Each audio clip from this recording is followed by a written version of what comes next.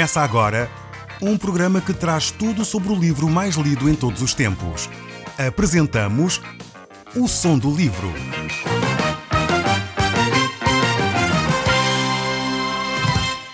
Seja muito bem-vindo. Neste podcast vai encontrar o livro mais conhecido e lido em todo o mundo. Vamos levá-lo numa viagem pela história da humanidade. Este é um audiolivro para si, para a sua família e sociedade em geral. Contextualização e comentários de Paulo Chaveiro. Caro amigo, nós estamos de volta ao capítulo 15 e iremos continuar a analisar este capítulo do livro de Romanos. Ele tem sido um livro tremendo para a nossa vida. Tem trazido ensinos muito profundos e eu espero que você tenha apreciado, tenha ouvido o som deste livro. Deus quer continuar a falar consigo e quer continuar a falar ao seu coração. Ele tem trazido reflexões sobre a importância do companheirismo, a importância das amizades. Ele tem falado acerca da importância de valorizarmos o outro e amarmos o outro, respeitando-o como ele é. E aqui Deus vai continuar a falar aos nossos corações, certamente, trazendo aqui referências. O apóstolo Paulo está agora a terminar a sua carta. Iremos ver este capítulo 15, o final dele, e depois teremos mais o capítulo 16, que são saudações que ele faz a várias pessoas que estão na igreja em Roma. Mas eu gostaria então de passar aqui algum tempo ainda nestes versos que estão a conduzir-nos para o fim deste capítulo 15 do livro de Romanos. Então, se você tiver a sua Bíblia à mão, eu recomendava que a abrisse no capítulo 15 do livro de Romanos, verso 25 e 26, vamos ler, diz assim a palavra de Deus. Mas agora estou de partida para Jerusalém a serviço dos santos, porque aprove à Macedónia e à Acaia levantar uma coleta em benefício dos pobres dentre os santos que vivem em Jerusalém. Vemos aqui esta ação dos cristãos, uma ação que provém de grande amor e grande carinho que os cristãos tinham uns para com os outros, mesmo não se conhecendo pessoalmente. Vemos que o apóstolo Paulo tinha passado por várias regiões anunciando o Evangelho de Jesus Cristo, essa tinha sido a sua missão, e ele ao passar pela Macedónia e por Acaia, compartilhou a grande necessidade que existia em Jerusalém. Pessoas que estavam a passar por um período de fome, de miséria, e isso sensibilizou o coração daqueles cristãos, que resolveram juntar então o pouco que tinham e enviar então para a igreja em Jerusalém. Vemos que esta é uma atitude que permeia o coração dos cristãos em todos os tempos. Sempre que acontece uma calamidade, sempre que acontece uma desgraça, os cristãos se juntam, mesmo não tendo muita quantidade de bens, e enviam para os mais necessitados aquilo que realmente conseguiram coletar entre si. O texto nos mostra que realmente estes cristãos, aqui apelidados de santos de Jerusalém, estavam a passar por necessidades. Mas a realidade era que os crentes de Jerusalém, além das necessidades físicas, materiais que eles padeciam, eles sofriam também de uma terrível perseguição. Estamos lembrados que Jesus Cristo havia sido crucificado em Jerusalém. E ali os líderes religiosos estavam prontos não só para aprisionar os cristãos, mas também para matar. Nós encontramos no livro dos Atos alguns cristãos que foram degolados, outros que foram apedrejados, cristãos que foram enforcados e maltratados, lançados às feras. Vemos que as autoridades religiosas daquela altura estavam a fazer uma perseguição bem cerrada aos cristãos que viviam na cidade de Jerusalém. Estamos lembrados ainda que o próprio apóstolo Paulo fez parte dessa perseguição. Ele sabia bem as necessidades que os cristãos em Jerusalém padeciam. Estamos lembrados, e o relato do livro dos Atos descreve essa situação, que o próprio apóstolo Paulo pediu cartas para ir até Damasco, para ver se aí encontrava alguns cristãos para os trazer de volta para Jerusalém e serem presos e maltratados. Agora, depois de Paulo perseguir os cristãos, ele manifesta um grande amor para com os cristãos perseguidos. E por isso mesmo ele leva esta preocupação no seu coração, de tal forma que ao chegar à Macedónia e a Caia, ele fala acerca daquilo que estava a acontecer aos cristãos em Jerusalém. E fala acerca das suas necessidades. Que diferença nós encontramos aqui neste Saulo que perseguia e maltratava os cristãos para este apóstolo Paulo, cheio de amor, cheio de boa vontade para com aqueles que estavam a ser perseguidos. Isto mostra-nos realmente que quando Deus toca o coração do homem, quando Deus fala ao coração do homem, nós não podemos ficar iguais. E é exatamente isto que acontece aqui. Paulo está pronto então para descer até Jerusalém, levando assim esta oferta de amor para com aqueles que estavam a padecer necessidades, chegando ao ponto de expor também a sua vida, como nós iremos ver mais à frente. E o texto bíblico continua aqui no verso 27 e diz assim: isto lhes pareceu bom, e mesmo lhes são devedores, porque se os gentios têm sido participantes dos valores espirituais dos judeus, também devem servi-los com os bens materiais. O apóstolo diz noutra epístola que esta oferta que eles deram deve ser voluntária, deve ser de acordo com aquilo que a pessoa coloca no seu próprio coração. Não há uma imposição. As ofertas de amor não são obrigatórias, não podem ser forçadas a ninguém. Ninguém deve contribuir por constrangimento, por ser pressionado, por ser manipulado, de forma alguma. Isso é uma contribuição que não serve para nada. Caso contrário, essas ofertas não terão qualquer valor. Então as ofertas que nós devemos dar a Deus ou às pessoas que nós queremos apoiar devem ser voluntárias, devem ser de amor, devem ser dadas com gratidão e alegria no coração.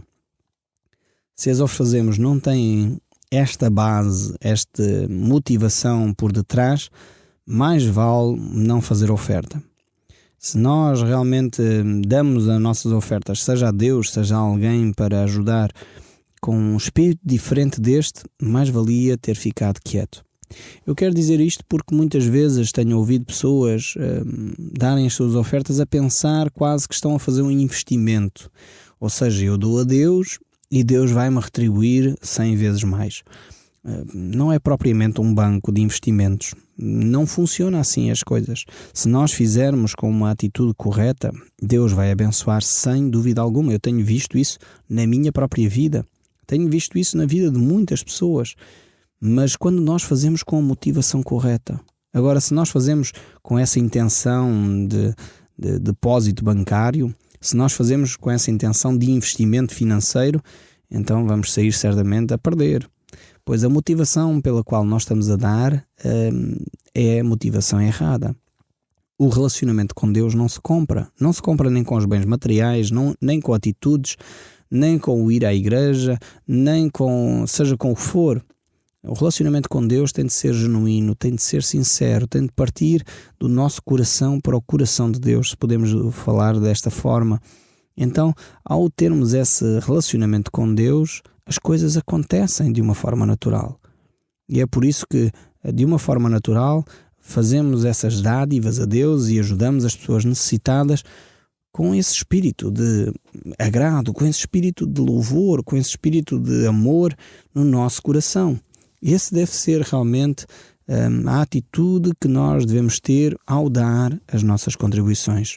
Devemos considerar com cuidado o nosso espírito e o sentimento com que fazemos aquilo que fazemos. Seja através das ofertas, seja através da oração, seja através dos cânticos, seja através de atitudes, devemos avaliar realmente as motivações do nosso coração. Se Deus nos disse para fazer alguma coisa, alguma obra, alguma ação, então nós devemos avaliar, estou a fazer realmente para agradar a Deus ou estou a fazer para agradar alguém à minha volta? Jesus Cristo, quando estava entre nós, ele falou acerca dessa atitude nas contribuições, na forma como agimos com Deus a respeito dos nossos bens materiais. E Jesus falou acerca das ofertas.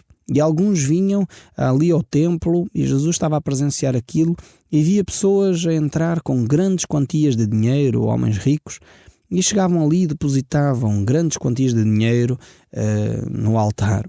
E, entretanto, chegou uma viúva pobre, e essa viúva pobre colocou ali 2 pequenas moedas. Mas essas 2 pequenas moedas representavam para ela tudo aquilo que ela tinha. Enquanto que aqueles homens ricos depositavam grande quantidade de dinheiro, mas depositavam-no porque eram as suas sobras. Não lhes fazia falta. Enfim, como não tinham mais nada para investir, era de bom tom naquela altura fazer isso, então eles davam aquelas ofertas. E Jesus Cristo disse muito claramente que aquela mulher deu muito mais do que aqueles homens que estavam a fazer grandes ofertas em dinheiro. Deus não precisa dos seus donativos, das suas ofertas para nada. Deus é dono do ouro e da prata. Ele tem tudo. Por isso Ele é Deus. Agora, quando nós fazemos de todo o coração, com um sinal de gratidão, certamente isso aos olhos de Deus tem grande valor. E foi exatamente por isso que Jesus deu este exemplo desta pobre viúva que deu tudo o que tinha, com a intenção de agradar a Deus e não as suas sobras. Eu gostava de o desafiar neste momento a você refletir como é que você lida com as coisas de Deus. Seja com o seu tempo. Você dá a Deus o seu tempo que lhe sobra, que lhe resta, ou dá aquilo que é mais precioso do seu tempo. Você, por exemplo, vai ao culto de domingo para adorar a Deus quando pode, ou vai ao culto de domingo porque é algo prioritário para si, que quer ter essa comunhão com Deus e com os irmãos e por isso está ali naquele lugar para dar o melhor do seu tempo a Deus. Qual é a motivação relativamente ao seu tempo?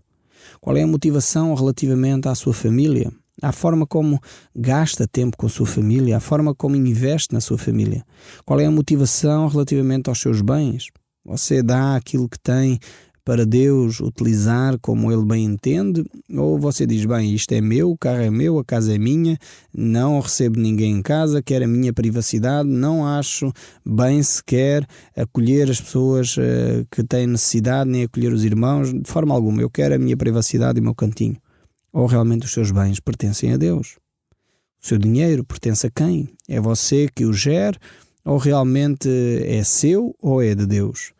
Então isto deve ser avaliado por si, para que você não seja apanhado como esses homens ricos desta história que Jesus contou, é o melhor que Jesus viveu, e de forma a que possa ser realmente uma pessoa que faz as coisas com o sentido correto das suas ações.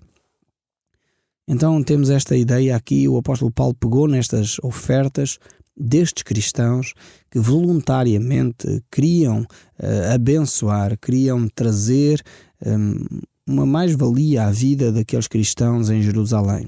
Procuraram, de alguma forma, minimizar ali as dificuldades que eles estavam a viver. E eles, de alguma forma, faziam isso com o sentido correto, disse o apóstolo Paulo, pois se eles tinham recebido bênçãos espirituais vindas dos cristãos de Jerusalém, por que é que eles não poderiam fazer algo material em benefício daqueles cristãos em Jerusalém? É interessante este conceito aqui, porque o apóstolo Paulo, ao trazer esta ideia, coloca claramente que o ser humano e aquilo que é a espiritualidade e a vivência diária estão integradas. Ou seja, não podemos dissociar a vida espiritual da vida material. Nós somos um todo. Infelizmente, às vezes nós temos vivido assim. Esta é a minha vida familiar, esta é a minha vida profissional, esta é a minha vida religiosa, esta é a minha vida de lazer, e vamos pondo a vida em pequenos compartimentos, como se fosse possível. Mas nós somos um todo e temos que ser pessoas integrais, pessoas completas. A minha vida social está ligada à minha vida profissional e à minha vida familiar. Se eu sou íntegro na vida privada, tenho que ser íntegro na vida pública e vice-versa. Infelizmente vemos no nosso país situações quase de esquizofrenia, pessoas que têm uma atitude na vida privada completamente diferente daquilo que têm na vida pública. Isto não pode ser assim. Vemos que o apóstolo Paulo aqui associa tudo. Aquilo que é benefício espiritual pode-se transformar em benefício material para outros. E tudo está integrado, tudo está ligado, umas coisas com as outras não podem ser dissociadas. Então, se nós temos valores espirituais, como a verdade, a honestidade, a integridade, a fidelidade, eles têm de permear toda a nossa vida. seja a vida familiar, a vida profissional, a vida social. Não podemos ter valores para a vida profissional diferentes daqueles que temos para a vida espiritual. Quando nós tentamos compartimentar estas coisas, criam aberrações sociais tremendas, cria-se aberrações humanas tremendas. Como eu disse, quase esquizofrenia humana. E isto realmente é o que cria traumas, muitas vezes, cria problemas em pessoas que as leva depois a necessitarem de apoio clínico, pois foram compartimentando a sua vida de tal forma que chegaram a um ponto realmente que não se sabem comportar, quais os valores que têm que adotar, pois é uma vida no fundo de fachada. Não podemos viver dessa forma. Deus quer que você seja integral, seja completo, seja sincero e transparente na sua vida privada, assim como na sua vida pública. Por isso mesmo ele integra aqui estes valores entre os bens recebidos espiritualmente e os bens recebidos materialmente. Mas o texto bíblico não para por aí. O verso 28 ainda nos diz: tendo, pois, concluído isto, e havendo-lhes consignado este fruto, passando por vós, irei a Espanha. Nós vemos aqui este apóstolo Paulo extremamente zeloso, extremamente cuidado para com a obra de Deus. Nós temos que nos lembrar que quando o apóstolo Paulo fez a viagem para Jerusalém para levar esta oferta, e nós já sabemos o final da história, não é? Ele ficou preso. Aconteceu que nessa viagem ele ficou preso e depois dessa prisão ele foi levado então até Roma, mas por uma outra via. Ele não estava talvez a pensar dessa forma, ele não planeou eventualmente chegar a Roma na forma em como chegou. Só que realmente Deus tinha planeado outros caminhos para o apóstolo Paulo. E provavelmente foram caminhos para ele estranhos, talvez alguns de nós acharíamos estranho também. Mas este apóstolo estava disposto a servir a Cristo de qualquer forma. E vemos que o apóstolo Paulo então estava pronto, inclusive, para ir a Jerusalém, entregar ali o fruto, digamos assim, do seu ministério no meio dos gentios, estas ofertas, manifestando o amor que os gentios tinham, inclusive, para com aqueles que foram a origem, o berço do cristianismo, os judeus em Jerusalém. O próprio apóstolo fala acerca destes cristãos, destes que estavam prontos para manifestar o poder do Evangelho, a transformação no coração do homem, e ele estava pronto para falar disso a todos. Por isso ele escreve nas cartas que ele escreve, uma delas, por exemplo, aos Gálatas, ele diz: porque eu visto qual foi o meu proceder outrora no judaísmo, como sobremaneira persegui eu a Igreja de Deus e a devastava. Ele estava pronto para manifestar àqueles que ainda tinham dúvidas acerca de quem Paulo era, realmente o trabalho e a mudança que Deus tinha operado no seu caráter. Se por um lado ele tinha saído de Jerusalém perseguindo a Igreja de Cristo, agora ele trazia ofertas a Jerusalém para os cristãos necessitados. E tinha essa intenção de ir à Espanha. Vemos que ele mantinha esses planos de levar o Evangelho onde o Evangelho ainda não tinha chegado. Esteve aqui, provavelmente, na Península Ibérica. A Bíblia não fala sobre isto, é necessário dizer. Fala simplesmente aqui, nestes textos, que ele tinha essa intenção. E os relatos do livro dos Atos dizem que ele chegou até Roma e esteve preso em Roma. Mas não fala acerca dessa viagem possível que ele tinha pelo menos intenção de fazer, vindo aqui à Península Ibérica. Os relatos bíblicos não referem isso. No entanto, a tradição cristã diz que, sim, eventualmente Paulo terá vindo até à Península Ibérica, mas de facto, concretamente na Bíblia não encontramos esses relatos. O texto bíblico continua no verso 29 e diz: e bem sei que ao visitar-vos irei na plenitude da bênção de Cristo.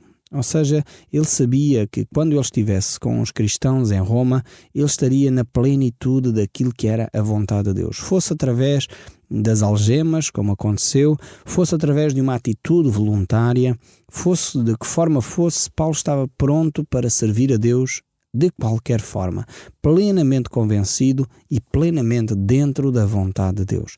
Este era o propósito de Paulo para a sua vida. Fosse de que forma fosse, como eu já disse.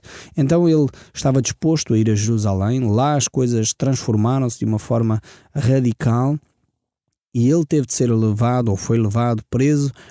Passou algum tempo fora de Jerusalém, apresentou o Evangelho aos governadores, aos reis, pois esse era o ministério para o qual Cristo tinha chamado. Quando Cristo Jesus lhe apareceu na estrada de Damasco, enquanto Paulo ia para prender os cristãos, Deus lhe tinha dito que ele era um vaso escolhido para levar o Evangelho aos reis e governadores.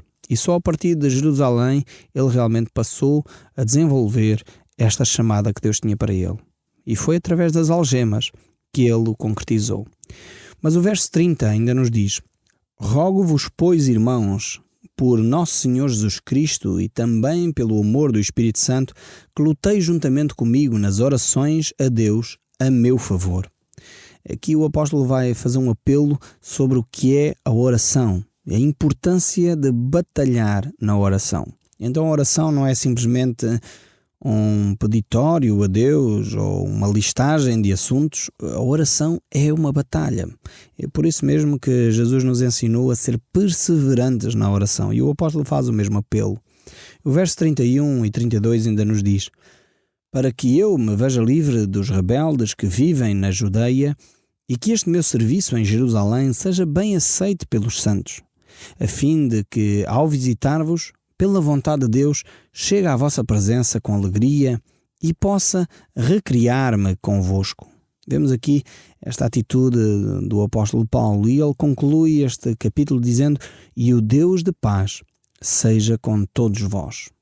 Então temos esta atitude de estar em conjunto com os irmãos, com os amigos, ter tempo para nos recriarmos, nos alegrarmos também. Hoje vivemos numa sociedade de grande stress, de grande pressão. Deixamos de ter esta disponibilidade para nos recriar, para nos distrair, para crescer, para simplesmente estar. E necessitamos de aprender de novo a estar uns com os outros, com aquelas pessoas que amamos. Eu gostaria hoje de terminar com as palavras que o apóstolo termina este capítulo 15, dizendo: e o Deus de paz seja com todos vós. Amém. O Som do Livro, uma produção da Rádio Transmundial de Portugal.